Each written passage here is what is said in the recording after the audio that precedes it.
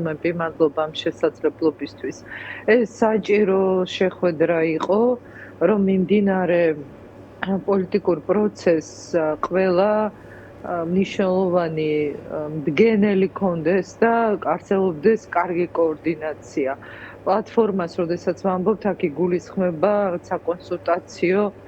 ესე ვთქვათ, რაღაც მოსაზრებების და ხედვების შეთანხმების, გაზიარების ფორმატი, რომელიც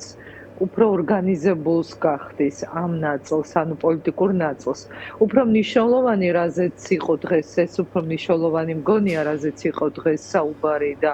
რაზეც შევთანხმდით,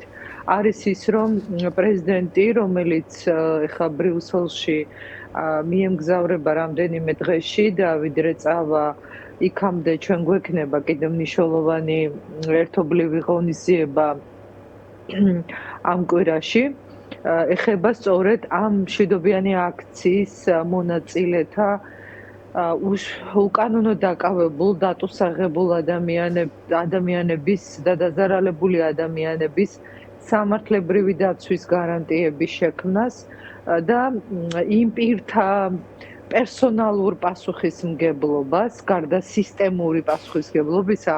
ეს პერსონალური პასუხისმგებლობების იდენტიფიცირება, ანუ გამოკვეთა ყველა იმ მოსამართლის, პროკურორის, გამომძიებლის თუ ცრუ-მოწმის, რომელთაც იყენებს ეხლა რეპრესიული სისტემა უდანაშაულო ადამიანების წინააღმდეგ. პრეზიდენტმა თხოვა ყველა მონაწილეს, რომ ჩვენთან მოიყაროს თავი ყველა ამ ინფორმაციამ და მოხდეს ერთიანი სისტემატიზება ამ პროცესის. თქვენ იცით, რომ პრეზიდენტის უშუალო მხარდაჭერით და მისი მონაწილეობით ჩვენ დეკემბერში ერთად გქონდა გახსოვთ თქვენ პრეზენტაცია, სადაც შევქმნით უფასო იურიდიული დახმარების ჯგუფი აქციის მონაწილეთა დასახმარებლად და 50-ზე მეტი ადვოკატი და იურისტია გაერთიანებული. უკვე პირველადი სურათი ჩვენ გვაქვს, ამიტომ პრეზიდენტის პოზიცია არის აბსოლუტურად დროული და ზუსტი, რომ ეხლა უკვე რადგან არსებობს ეს პირველადი ინფორმაცია, რა ვითარება ამ საქმეებზე, რა გამოიკვეთა, რა ტენდენციებია, გარდა იმ სანქცირებული მოსამართლეების თუ ცალკეული პირების, მათ შორის მაღალი ეშელონები, ესე ვთქვათ, პირობითად, ვინც იძლევა ამ დავალებებს სალადობრივი გადაწყვეტილებების, კიდევ სხვა პირებზეც უნდა გავრცელდეს პასუხისმგებლობა, სანქცირება და სხვადასხვა მეთოდების გამოყენება იმისთვის, რომ დავიცვათ ჩვენი უდანაშაულო მოქალაქეები, რომლებიც იბრძვიან. და პრეზიდენტმა სწორედ ამ მიმართულებით პარტიებსაც და მას ექნება კიდევ სხვა შეხვედრებიც, მათაც დაელაპარაკება, რომ ამ ინფორმაციის ერთად სისტემატიზება მოხდეს, რომ მას ჰქონდეს სრული სია ამ პირების, ვიზეც უნდა მოხდეს ასეთი გადაწყვეტილების მიღება. ეს უნდა იყოს როგორც შემაკავებელი, ერთგვარი მუხრუჭი ან ბარიერი, დამცავი, ესე ვთქვათ, იმისთვის, რომ ჩვენი მოქალაქეები დავიცვათ იმ სისასტიკისგან, რაც არის დღეს. იყო სხვა საკითხებზეც მსჯელობა, მათ შორის საარჩევნო პირობებთან დაკავშირებით, რომელსაც უფრო ადრე იყო გახსოვთ თქვენ მუშაობა დაწყებული პარტიებს და არასამთავრობო ორგანიზაციებს შორის. იქ ჩვენ ერთიან დოკუმენტზე ვიმუშავეთ, პრინციპების დონეზე შეთანხმება მიღწეულია, უბრალოდ არის ახლა კიდევ უფრო დეტალიზება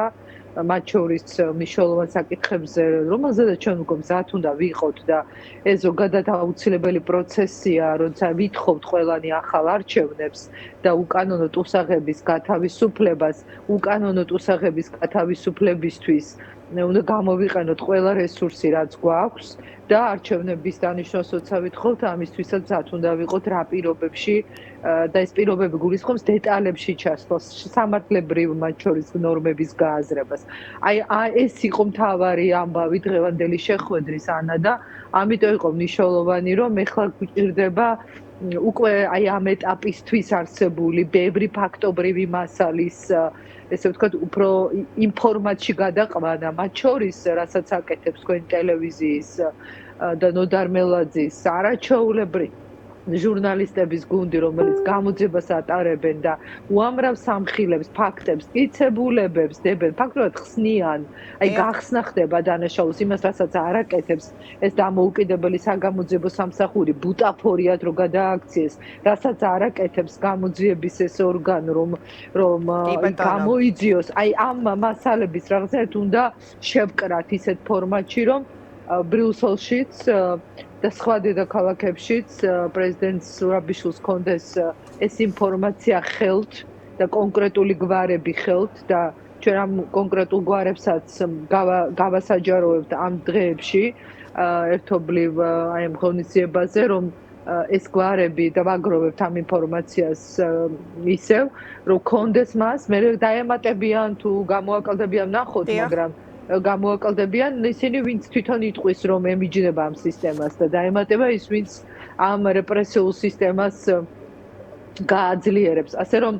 ეს იყო მთავარი შინაარსი იმიტომ რომ შეხვედრებისთვის ხო არ არის ან რაიმე პლატფორმისთვის ხო არ არის ყველა მექანიზმი უნდა იყოს გამოყენებული შედეგისთვის შედეგს უნდა მივაღწიოთ ეს შედეგი უნდა დადგეს და ამას ჭირდება ეხლა ყველა ტიპის ძალის და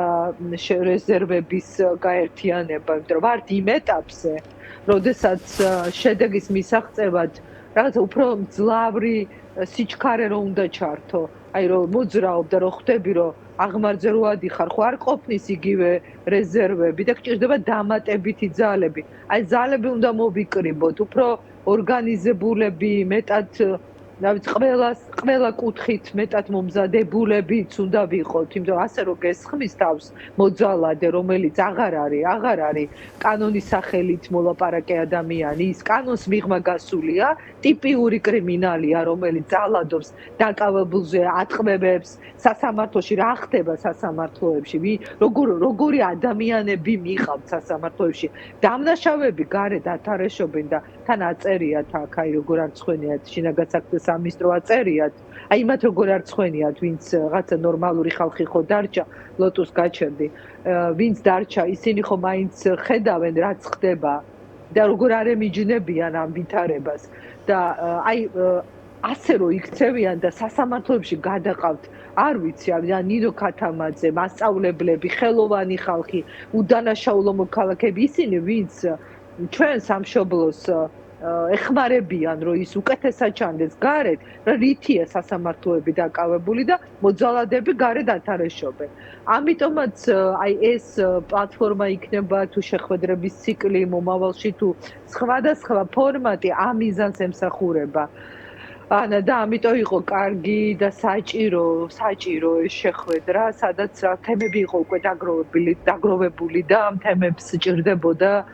გაზიარება და აქვე სხვათა შორის აი პარლამენტის თემაზეც მინდოდა უცებად მეთქვა რომ პარლამენტს რომელსაც ლეგიტიმაცია არ აქვს და ძალიან მნიშვნელოვანია ეხლა როდესაც უფლებამოსილება შეუწყვით ეს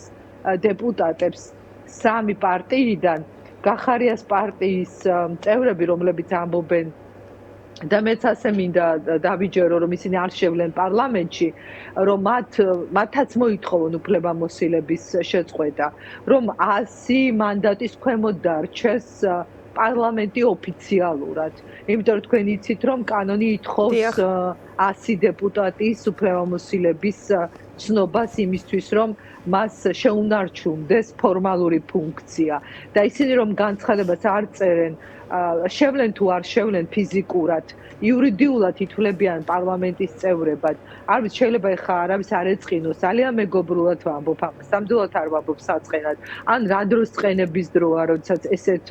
ავიცი მნიშვნელოვან და ეგზისტენციალურ საკითხებს ვეხებით ხო ყოფნა არ ყოფნის საკითხი დღეს ჩვენი ქვეყნის და ამ დროს იცით რაღაცეები უნდა გაიზომოს იმის მიხედვით რა უფრო მნიშვნელოვანია არც იმუნიტეტი და არაფერი ამათ არ აკავებთ ხო ვისაც იმუნიტეტი ქონდა როგორ ექცეოდნენ ნახეთ და ამიტომ დარჩნენ 99 მანდატით რომლითაც არ აქვს ის საკმარისი ხმები იმისთვის რომ პარლამენტის უფლებამოსილება ლეგალური გახდეს კონსტიტუციით ეს იმიტომ კი რომ საკონსტიტუციო სასამართლოს მოსამართლეს ვერ აირჩევენ და ამ შემდეგ ვადებს დაარღვევენ არ აირჩევენ ეს ვადების დარღვევა მათთვის ჩოულ ნორმად იქცა, ანა, ეს კი არ არის მთავარი ამბავი, ხა ბატონ ტურავას მაგივრად ვიღაცა სხვას აირჩევენ და იმ ერთი წევრის ნაკლებობით, გამოკლებით იმუშავებენ, მაგრამ პარლამენტს არ უნდა კონდეს ეს ხმები მანდატების ფორმალურად, დისტანციურად, რაც აქვს გიორგი გახარიას პარტიას. ამიტომ ჩემ პოზიციაც ეს არის, რომ მათ უნდა მიმართონ უფლებამოსილების შეწყვეტის თაობაზე. კი ბატონო, ძალიან დიდი მადლობა. მადლობა ქალბატონო ეკა ბესელი.